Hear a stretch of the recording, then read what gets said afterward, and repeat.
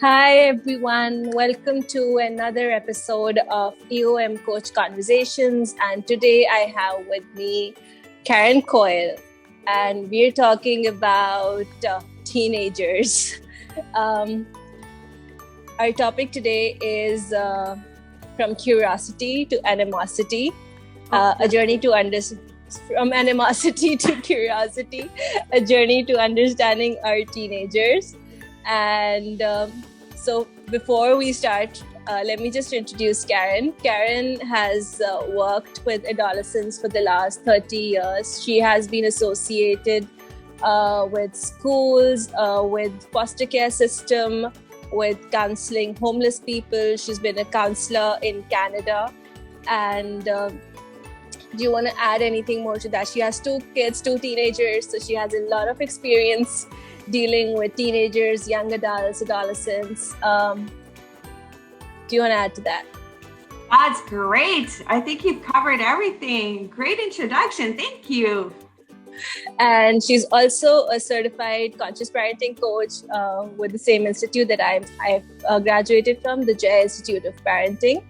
I am Sidrat Asim, your host for this show, and we go live every week covering a different topic. And I'm so excited about this one because, a lot of online pages, experts, parenting experts talk about toddler years, and they talk about, the terrible twos and the teenagers and how to handle all of that in the early years.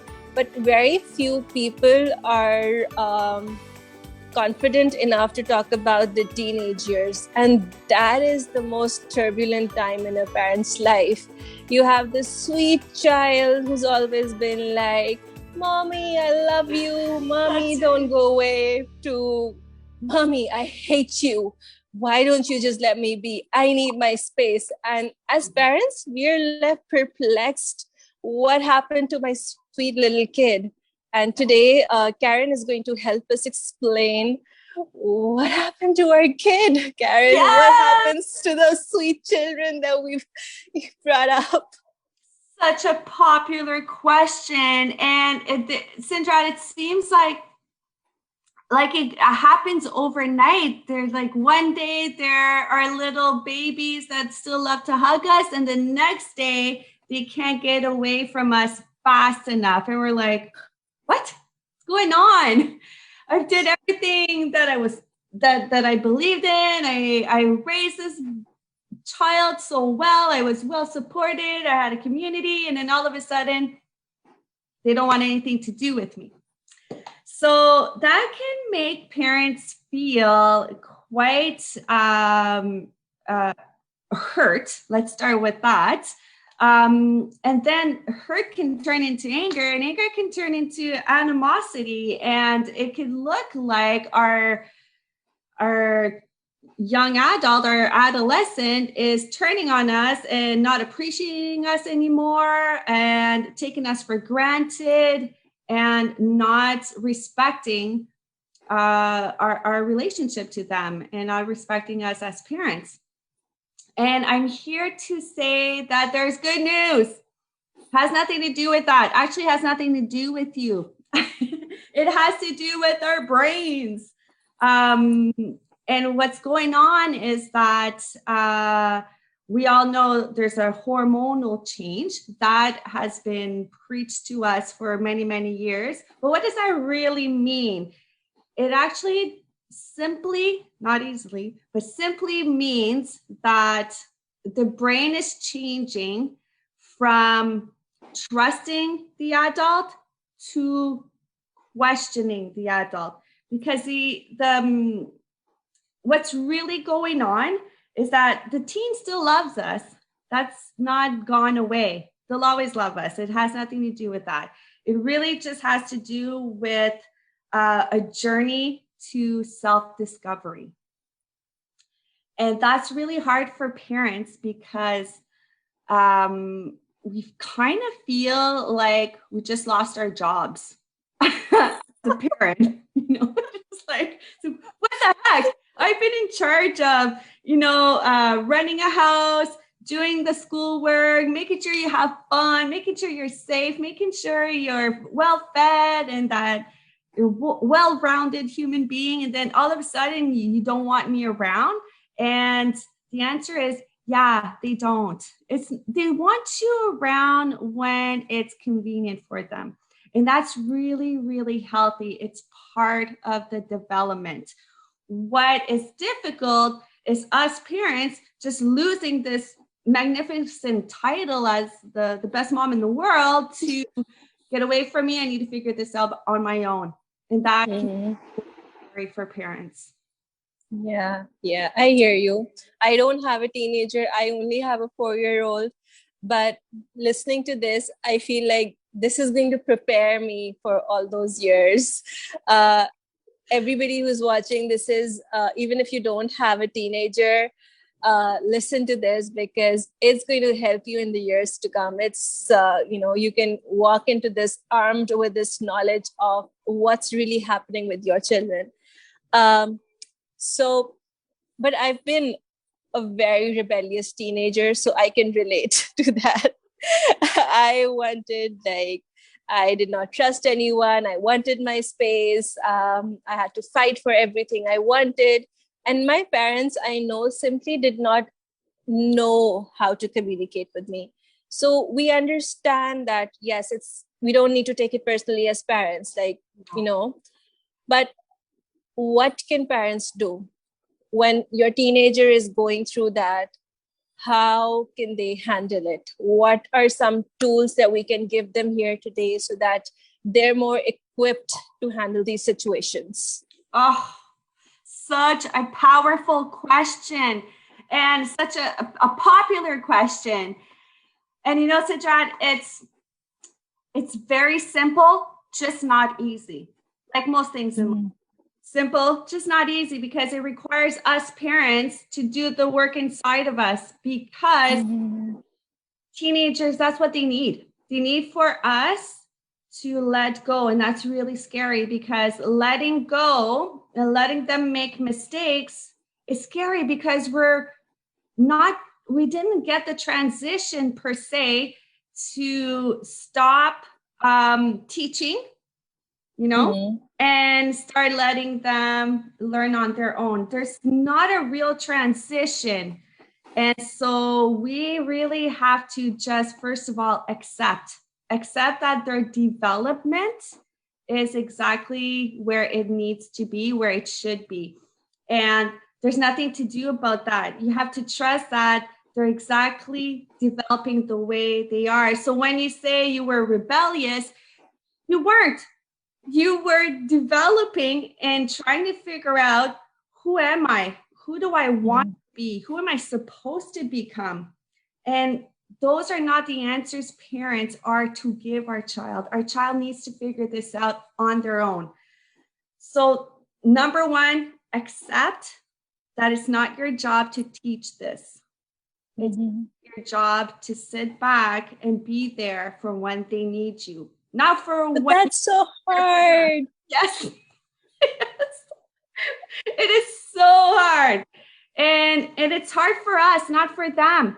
Actually, if there's a way you want to learn how to connect to your teenager, is to tell them, you got this. I'm here when you need me.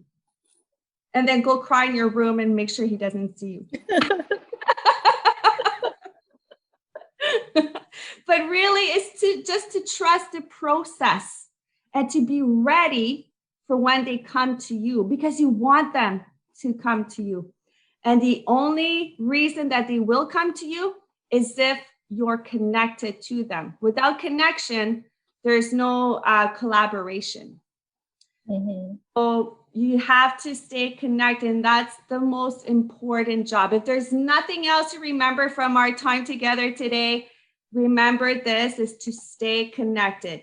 As long as you're connected to your child will come to you in those important moments. In the meantime, it is our job to let them self-explore,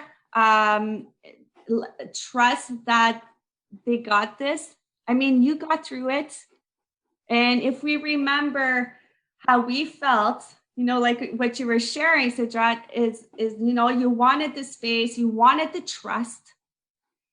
And when you're in your early teenage years, it's a good time, even preteen, if you think about it in time, it's the time to let them go out and make mistakes. So because they're making those mistakes safely. And to be learned from mistakes. Not just teaching them. You don't teach children how to walk or how to crawl. They do it naturally. Their development is programmed. Their brains are programmed to do that naturally. We don't teach them. It's the same with self-discovery. It doesn't feel like that, but it is. And the brain is ready for it. That's where it is. So it's time to detach and to trust the development and trust your teenager, and be there for when they fall and scrape their knee. It's not an emotional piece. Yeah, I hear that. So accept, let it go, and connect. Yes. But how do you connect with a teenager? They just want to stay in their rooms, chat with their friends, be on the phone. They want to have nothing to do with you. They will not come down to the dinner table. You do not know what to talk to them about. There's nothing common between you guys anymore. So how do you connect? Well, what you do have in common, Sidrat, is the love for each other and your values. And this is a good time to perhaps reevaluate values and boundaries in your home, and to have them participate in that, because they have values. And one of their values, which is a little hurtful to parents, if we don't take it personally, though, we can get over it. Some of their values is to be not to be like you. They want to be different from you. And that's part of the journey. Because they'll come back later in their 20s, they're going to come right back full circle. In the beginning of the teenage and young adulthood, it's important to differentiate themselves from you. So how can you survive that as a parent? Is, first of all, we do the acceptance, and so you stay connected by giving the same respect that you want from them. So you want to mirror what you want from them. You walk the talk.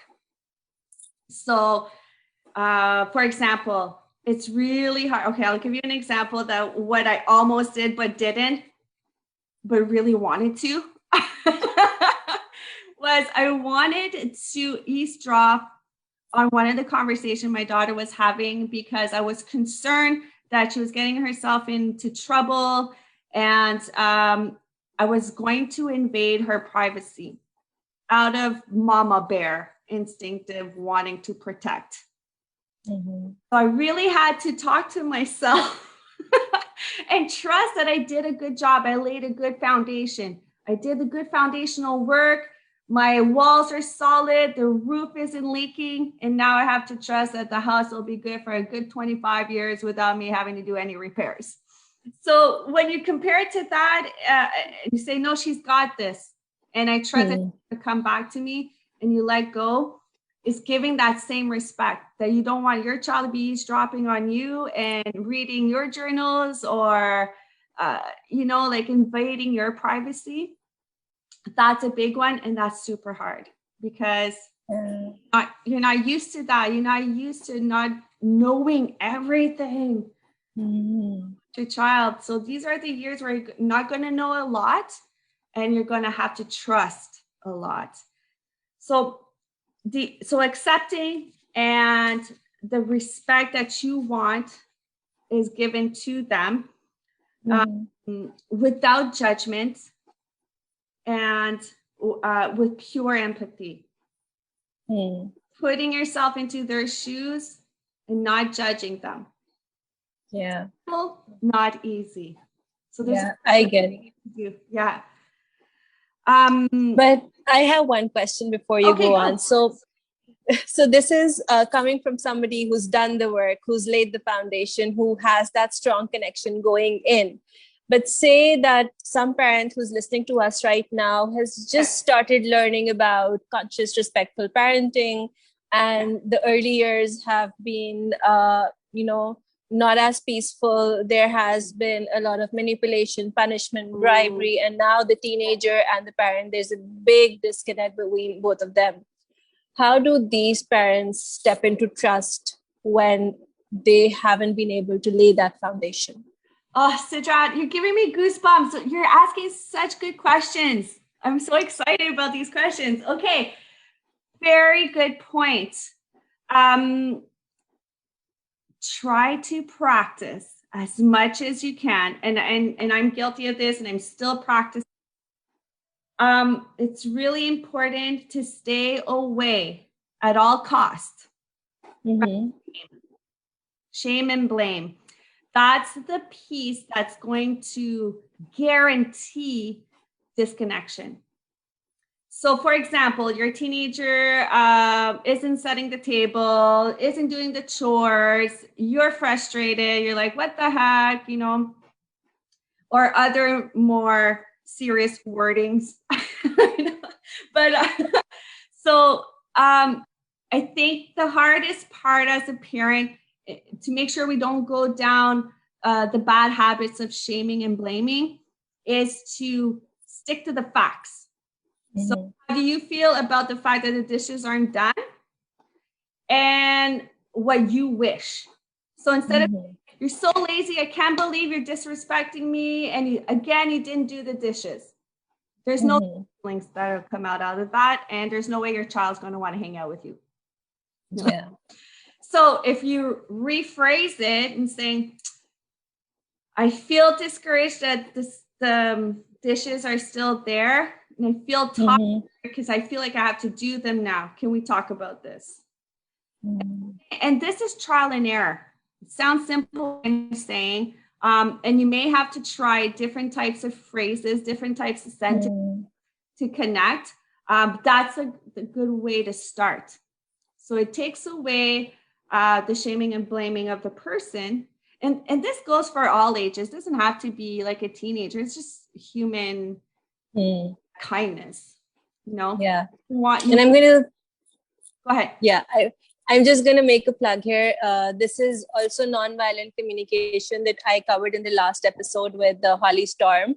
Again, a wonderful episode with lots of wisdom and knowledge for anybody who wants to learn to communicate in a way where you're talking about your feelings, how you feel, making I statements instead of, shaming and blaming, like Karen said.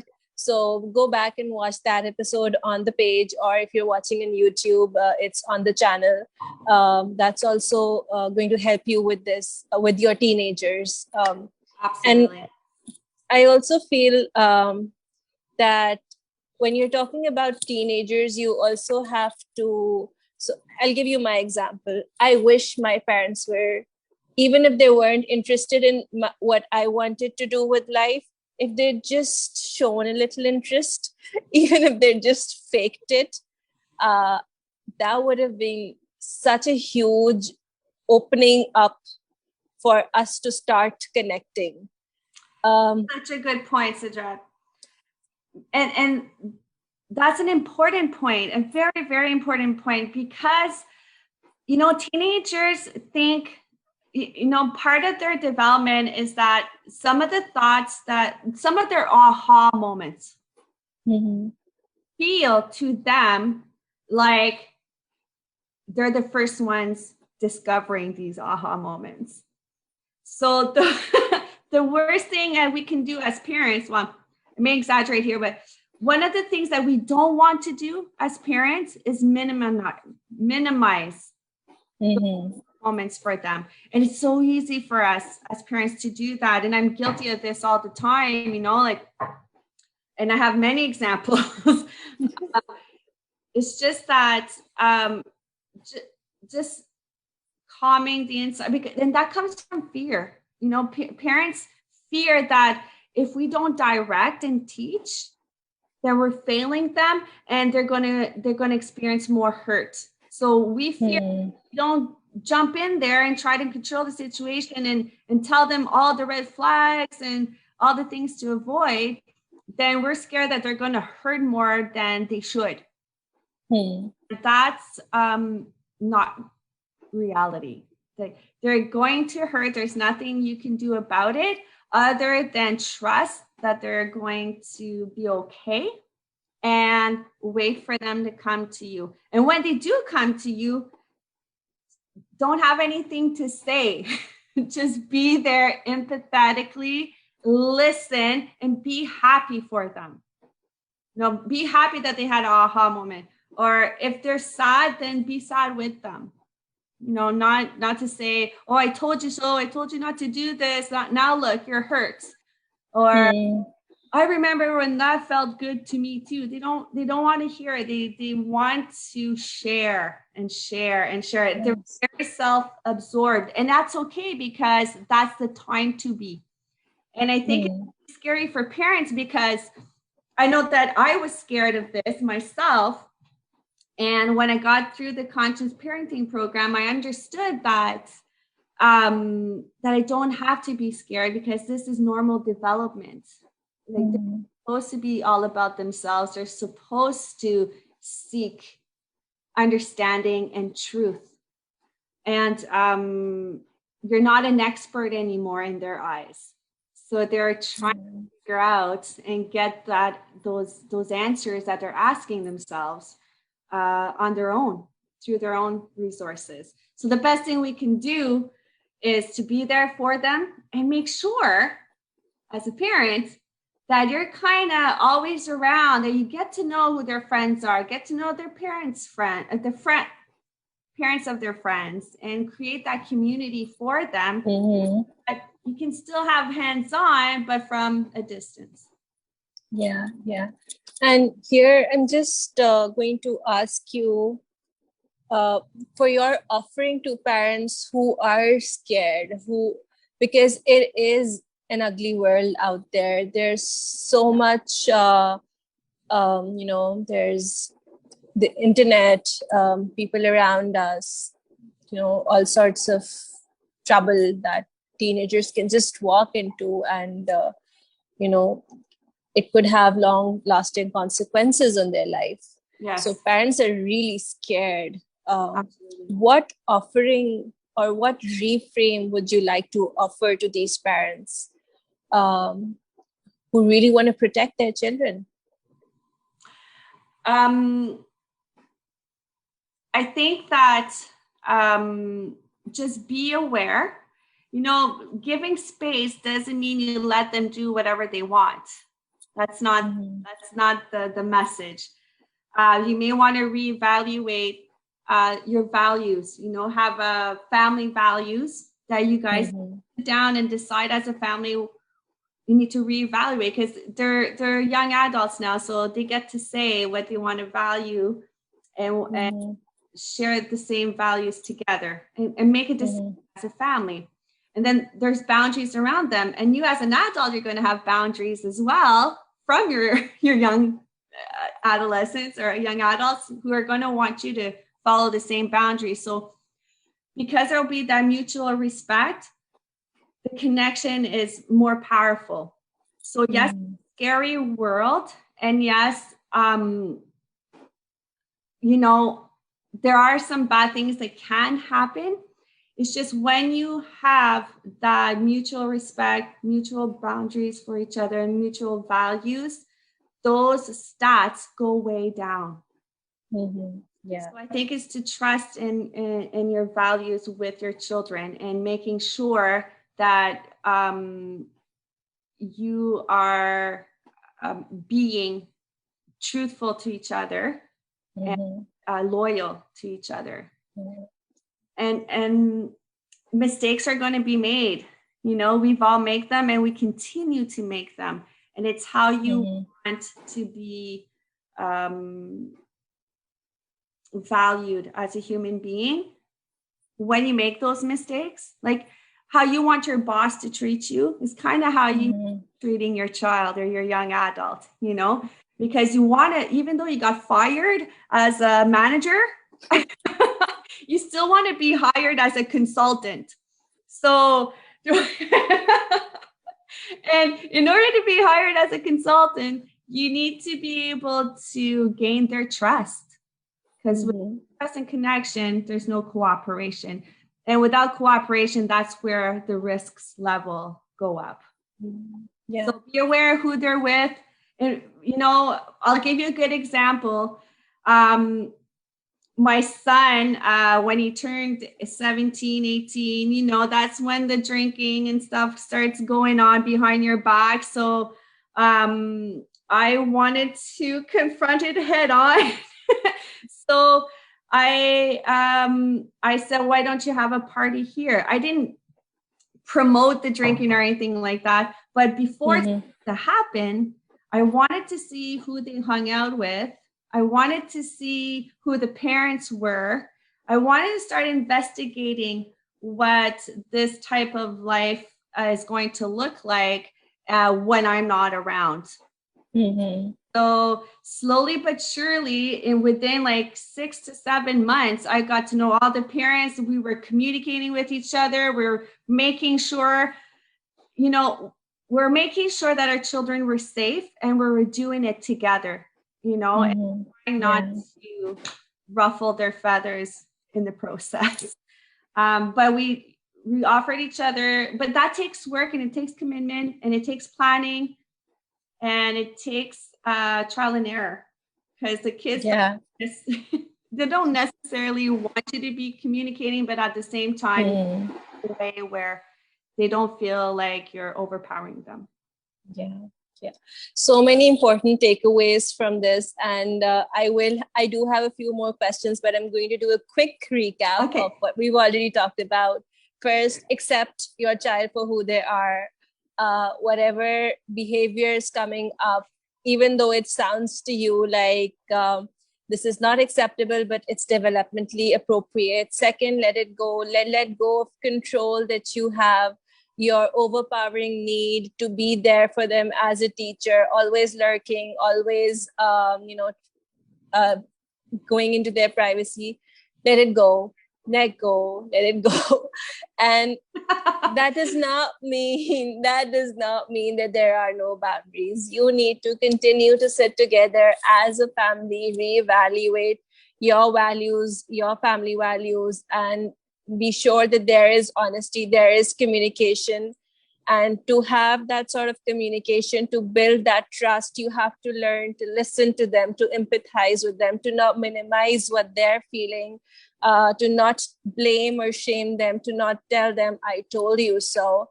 And also I'm going to add this, to own your mistakes, to be able to say to them, okay, let's have a do-over. I made a mistake. I'm willing to correct that. And that models for them that they will make mistakes going on into their real lives. And it's okay for them to be able to own their mistakes. And it enhances their trust in you, that they can always come to you and you will be willing to listen and own up, and they can do the same thing.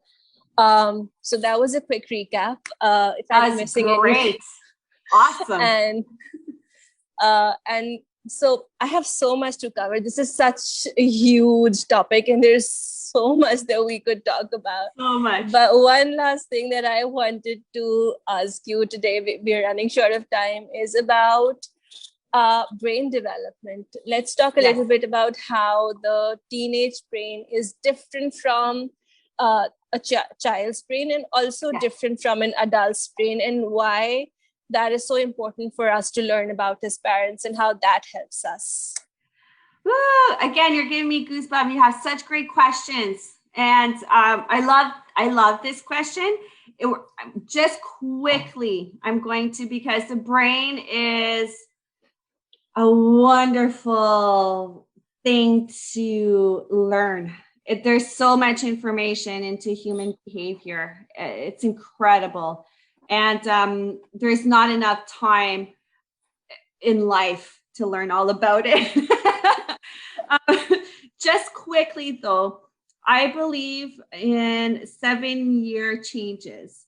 And part of it is because I've been in a Waldorf perspective type of schools where it resonates a lot with me, and it's science-based as well. So the first 7 years, 0 to 7, is mostly about the will. And you can check out Rudolf Steiner. He explains this all in detail. And so 0 to 7 is all about the child's will and wanting to imitate. And 7 to 14, it's all about the beauty, how we see the world, how it's beautiful.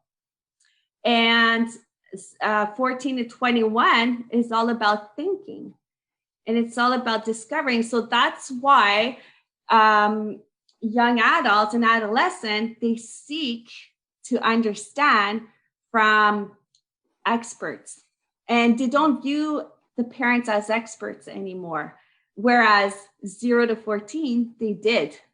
We had all the answers as parents, and they believed every single thing we said, But at 14, the brain changes and the hormones change. And now it's preparing the body to become self-sufficient. So it's really well organized that way, because we're about to become adults. We're about to go to university and then graduate from high school. So we need these skills. So the brain, that's where it's at developmentally.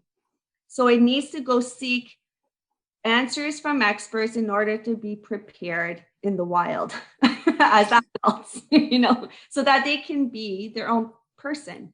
So that's why it's really important to let that development run its course.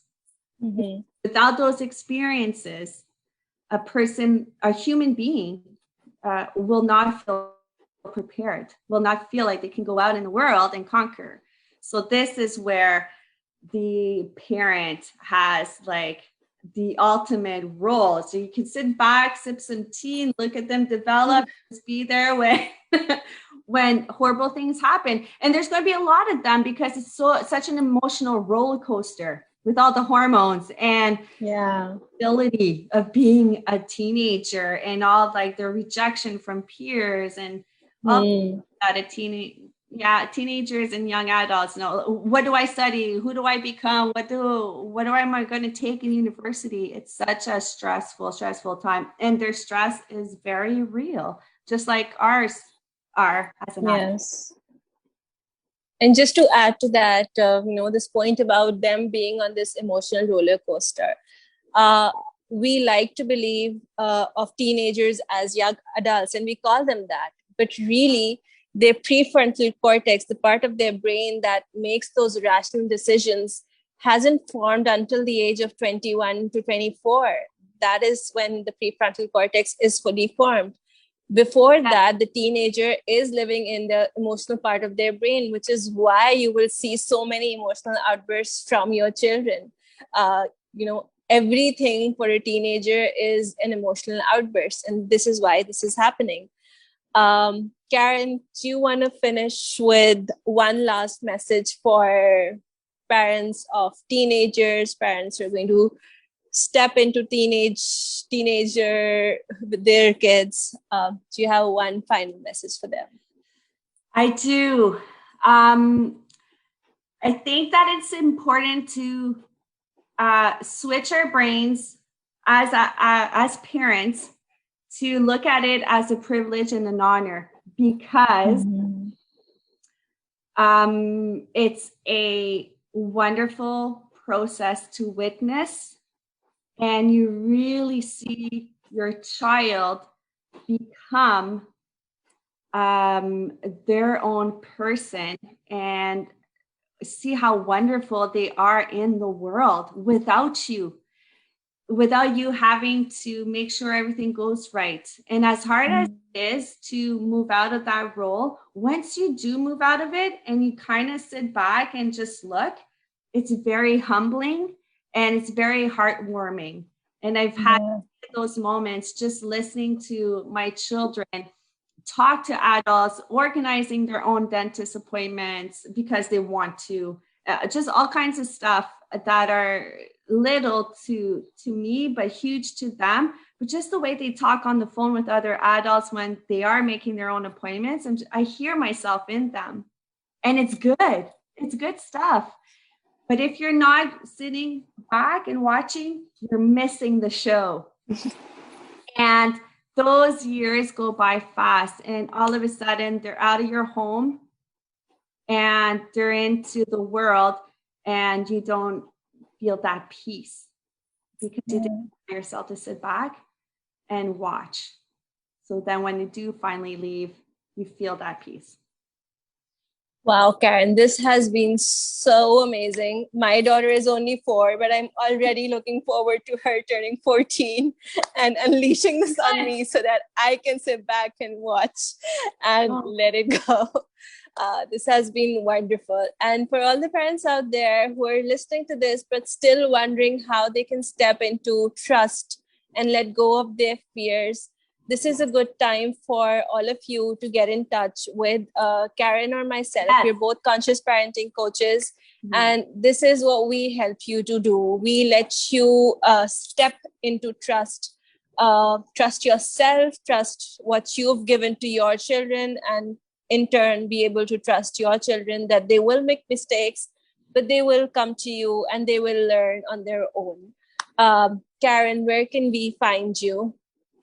Oh, great question. You can find me at coilparenting.com or on my Facebook page, where you can find me at Coil Parenting. And I'd love to hear from you. Please feel free to ask me any questions. I love talking about kids and children and teenagers. It's a passion of mine. And I do welcome you. If you need some coaching, I'm here for you. Yeah. And you can find me on my page, Elasticity of Momming, or on my Instagram with the same name, or my website, www.elasticityofmomming.com. If you're watching this on replay later on Facebook or on YouTube, please leave a comment or questions for us, and we will get back to you. Yes. And with that, thank you everybody for watching. Thank you for Karen for such an amazing talk. And I'm looking forward to doing this again with you sometime. Bye-bye. Bye. Thank you so much.